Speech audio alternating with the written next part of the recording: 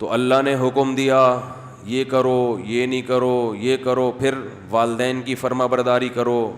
جو جتنا قریبی ہے اس کا حق اتنا زیادہ. گورا ان چیزوں کو نہیں مانتا. وہ کہتا ہے کسٹمر کا حق سب سے پہلے. ایئر ہوسٹس کہتی ہے کہ جہاز میں جو پیسنجر بیٹھے ہوئے ہیں ان کا حق سب سے، بولو نا، پہلے. ان سے سب سے زیادہ اچھے اخلاق سے بات کرنی ہے. ایئر ہوسٹس کو کبھی گالی گلوچ میں دیکھا آپ نے؟ کیا ہو گیا؟ کبھی جہاز میں جا رہے ہو، آپ نے بٹن دبایا چائے دے دیں، وہ کہہ کہ ایکسکیوز می چائے ختم ہو گئی، بس یہی کہے گی نا ابھی نہیں ہے، ابھی سیٹ بیلٹ باندھیں، ابھی جہاز نیچے اتر رہا ہے، ابھی چائے پانی کا ٹائم ختم. تمیز سے بولے گی. آپ نے پھر کہا نہیں مجھے تو چائے چاہیے. پھر بولے گی بھائی دیکھیں ایکسکیوز می آپ سے ہم نے گزارش کی. پھر آپ نے کہا جی مجھے نسوار چاہیے، مجھے پان چاہیے، کچھ بھی کہہ دو، ایکسکیوز می کر کے پتلی گلی سے نکل جائے. یہ نہیں ہوگا تیری ایسی کی تیسی تو، وہ اس کو نکالو، جہاز روکو، سائڈ پہ لگاؤ، جیسے بس میں ہوتا ہے نا. بسوں میں تو ہم نے دیکھا ہے، وہ گڈی نو سائڈ تے لاؤ، بندے نو اٹھا، چلو یہ نکل باہر یہاں سے. اور بسوں میں تو بعض دفعہ کھائی میں بھی گرا دیتے ہیں، سنا ہے. ایئر ہوسٹس کے اخلاق سے ہمیں سیکھنا چاہیے کہ اخلاق انسان کے، بولو بھائی، کیسے ہوتے ہیں. اب جو ایئر ہوسٹس کے اخلاق ہیں، اللہ یہ کہتا ہے کہ ان اخلاق کو 3 سے ضرب دے کے ماں سے اس اسٹائل میں بات کیا کرو. بہت مشکل ہے سمجھانا. جب اپنی ماں سے بات کرو تو جس اسٹائل میں ایئر ہوسٹس تم سے بات کر رہی ہے نا، اس اسٹائل کو 3 گنا، بولو، بڑھا دو.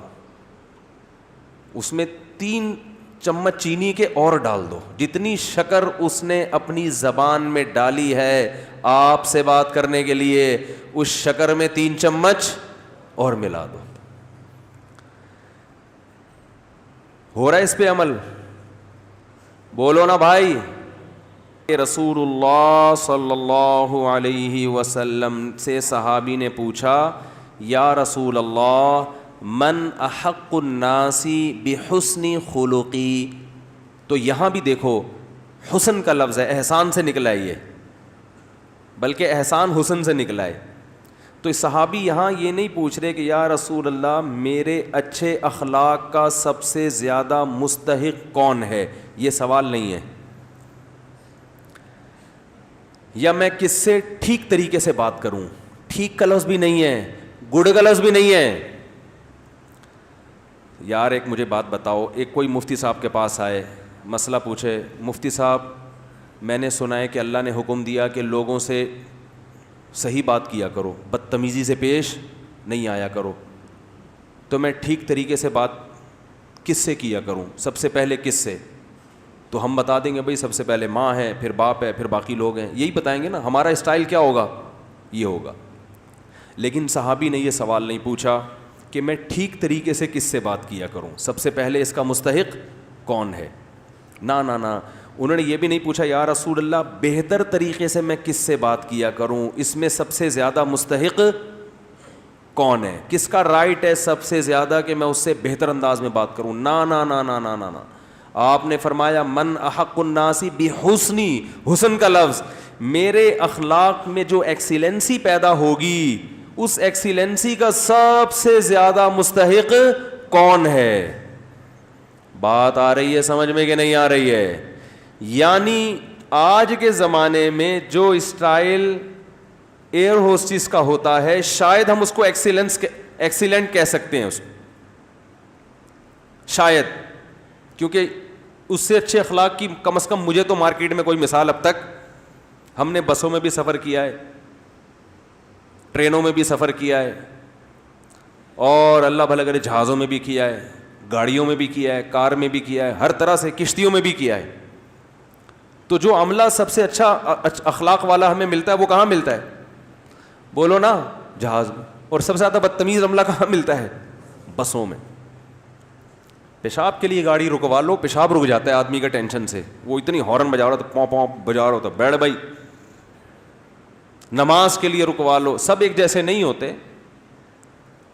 نماز کے لیے بعض دفعہ روکنا مشکل ہو جاتا ہے, نماز ہی نہیں پڑھنے دے رہے ہوتے, تو پھر اپنی عزت اسی میں ہے کہ آپ ڈرائیور سے تمیز سے بات کریں. W11 میں سفر کرو, کنڈکٹر کو دیکھا ایکسکیوز می پلیز تھوڑا سا کرایہ دے دیں آپ, کبھی دیکھا آپ نے کنڈکٹر کو W11 میں؟ ہے بھائی, گھسیڑتا رہے گا بندے. اخلاق دیکھو, جگہ نہیں ہے بھائی, پاؤں بس پوری یوں ہوئی ہوئی ہے, اس کی الائنمنٹ کی ایسی کی, میں نے کہا نا کام کا بیڑا غرق, ایک کام کا طریقہ یہ بھی ہوتا ہے, بس کا بیڑا غرق کر دیا, وہ یوں جھکی ہوئی ہے پوری ادھر کو, آدھی پبلک چھت پہ بیٹھی ہوئی لٹک رہے ہیں, کھڑکیوں سے بندے گر رہے ہیں, مگر کنڈکٹر گھسے گا, ایک سے بھی ایکسکیوز, اتنی ٹینشن دے کے بھی ایکسکیوز نہیں کرتا. حالانکہ تمہیں تو 2 رکعت نفل توبہ کے پڑھنے چاہیے لانڈھی پہنچنے کے بعد نا, تمہیں تو یا اللہ میں نے جو مسافروں کو جو غم دیا, میں نے جو دکھ دیا, میں اس پہ تجھ سے معافی مانگتا ہوں. کیسے دھکا دے رہا ہوگا, اور بھائی ادھر سے, اور حیرت کی بات ہے ادھر سے گھستا ہے اور اگلے گیٹ سے نکل آتا ہے, جگہ ہے نہیں, سب سے کرایہ لے, اس کی جیب کبھی نہیں کٹتی, سب کی کٹ جاتی ہے حالانکہ سب سے زیادہ پیسے اس کے پاس ہوتے ہیں.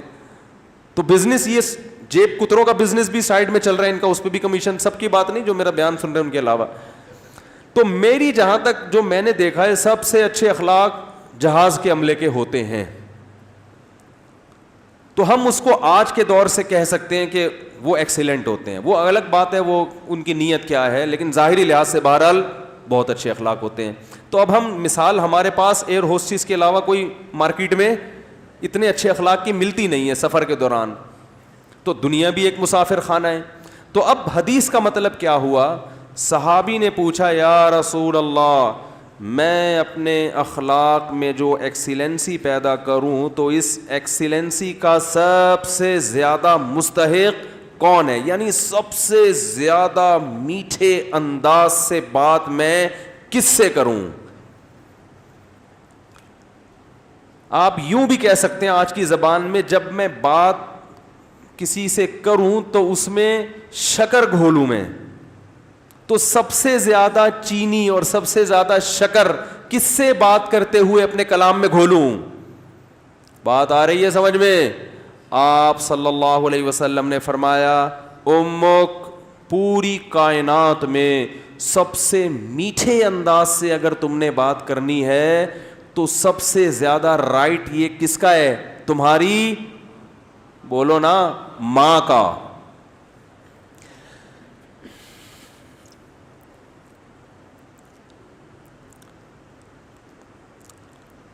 صحابی نے عرض کیا یا رسول اللہ,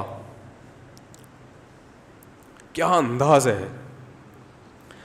فرمایا ثم من, ثم کا مطلب ہوتا ہے اس کے بعد,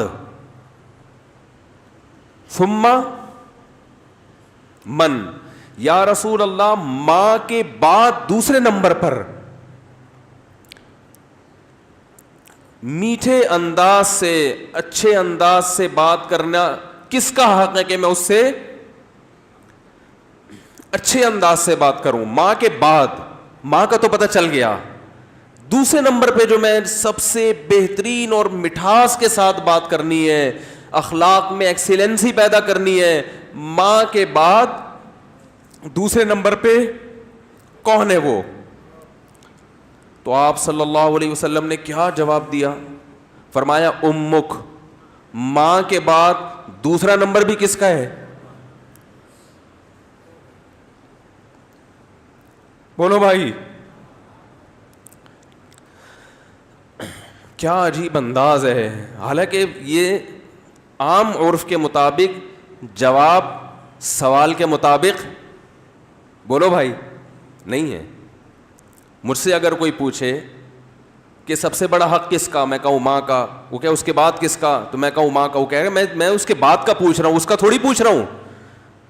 تو یہ سرسری نگاہ سے دیکھا جائے تو یہ بلاغت والا کلام نہیں ہے, یہ غلط کلام ہے اگر سرسری نگاہ سے دیکھا جائے, کیونکہ ہم پوچھ رہے ہیں کہ اس کے بعد. ماں تو پتہ چل گیا, ماں کے بعد اس کے علاوہ بتائیں آپ, لیکن نبی دوبارہ کس کا نام لے رہے ہیں, یہ سرسری نظر میں یہ کلام بلیغ نہیں ہے، لیکن حقیقت میں یہ بلاغت کے اعلیٰ معیار پہ پہنچا ہوا کلام ہے. کیونکہ بات کو دل میں اتارنے کا اس سے بہتر طریقہ نہیں ہو سکتا تھا کہ ماں کے بعد دوسرا نمبر بھی کس کا ہے؟ ماں کا. اس کا مطلب کیا ہے کہ ماں کے بعد اگر تم یہ سمجھتے ہو کہ کسی سے بہت ہی میٹھے انداز میں بات کرنی ہے تو یہ حق دوبارہ ماں کو دے دو. دوبارہ کس کو دے دو؟ صحابی نے پھر پوچھا یا رسول اللہ ثم من. دیکھو صحابی کا انداز بھی کیا ہے. وہ چونکہ ان کو یہ تھا کہ مجھے ماں کے علاوہ اب چاہیے کہ کون ہے, اور نبی نے دوبارہ کس کا نام لے لیا؟ ماں کا. لہذا صحابی نے پھر اپنے سوال کو ریپیٹ کیا, کیونکہ وہ یہ سمجھتے تھے کہ مجھے میرے سوال کا جواب نہیں ملا. تو انہوں نے تیسری دفعہ پوچھا یا رسول اللہ ثم من. یا رسول اللہ تیسرے نمبر پہ کون ہے؟ تو آپ صلی اللہ علیہ وسلم نے فرمایا امک. تیسرے پہ بھی کون ہے؟ بولو بھائی. یہ ہیں ویمن رائٹس. یہ کیا ہیں؟ یہ جو بے شرم لوگ حقوق نسواں اور عورتوں کے حقوق کے نام پہ الو بنا رہے ہیں نا, ان کی باتوں میں مت آیا کرو. ان کا مقصد صرف عورت کو کپڑوں سے آزاد کرنا ہے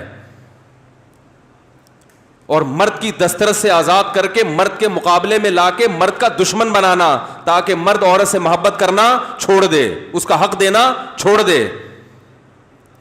تمہیں اسلام نے عورت کے جو حقوق بیان کیے ہیں, اس کے بعد ہمیں کسی اور سے عورت کے حقوق کو سمجھنے کی ضرورت نہیں ہے. ہمیں کسی لبرل سے, کسی حکومت سے, کسی ویمن رائٹ سے, کسی سے ہمیں سمجھنے کی ضرورت نہیں ہے. ہمیں اسلام نے بتا دیا ہے کہ ماں کے روپ میں عورت کا کیا حق ہے, بیوی کے روپ میں عورت کا کیا حق ہے, کہ بیٹی کے روپ میں عورت کا کیا حق ہے, بہن کے روپ میں عورت کا کیا حق ہے. اور یہ جو لبرل لوگ ہیں یہ صرف گرل فرینڈ کے حقوق جانتے ہیں, گرل فرینڈ سسٹم معاشرے میں لانا چاہتے ہیں, تمہیں درندہ بنانا چاہتے ہیں, تمہیں زانی بنانا چاہتے ہیں, تمہیں بدکار بنانا چاہتے ہیں. ان کا کوئی فیملی سسٹم نہیں ہے. جو قوم نکاح کی قائل نہ ہو ان کے ہاں ماں بہن بیٹیاں ہوتی ہیں. ماں بہن بیٹی, بھابھی, چچی, خالہ, ممانی, مامی, پھپھی, یہ رشتے تو شادی بیاہ کے نتیجے میں وجود میں آتے ہیں. اولاد ہوتی ہے تو یہ رشتے وجود میں آتے ہیں. پھر ان رشتوں کا پاس رکھنے کا حکم دیا گیا ہے. جن قوموں میں ہر رشتے ہی نہیں ہے تم ان سے سیکھ رہے ہو کہ عورت کے حقوق ہمیں بتاؤ. تو آپ صلی اللہ علیہ وسلم نے کیا فرمایا؟ تیسرے نمبر پہ کس کا حق ہے؟ بولو بھائی. ماں کا. پھر صحابی نے پوچھا ثم من. اس کے صحابی بھی پوچھتے جا رہے ہیں, دیکھو رک نہیں رہے, کیونکہ ان کے سوال کا جواب مل نہیں رہا کہ یا رسول اللہ آپ ماں کا تذکرہ ختم کریں گے تو پتہ چلے گا کہ ماں کے بعد کس کا حق ہے. تو آپ صلی اللہ علیہ وسلم نے ارشاد فرمایا ثم ابوک. چوتھے نمبر پہ کون ہے؟ باپ. پوری کائنات میں اگر آپ کسی سے نرم انداز سے بات کرتے ہیں, میٹھے لب و لہجے میں بات کرتے ہیں, بہت سے لوگ ہیں جن سے آپ بہت نرم انداز میں بات کرتے ہیں. اپنے باس سے آپ سر کہہ کے بات کرتے ہیں کہ نہیں کرتے؟ کبھی آپ نے دیکھا کہ اس نے تھوڑا سا سختی کی ہو, آپ نے آنکھیں ماتھے پہ رکھ لی ہوں؟ کبھی دیکھا آپ نے؟ ہے بھائی.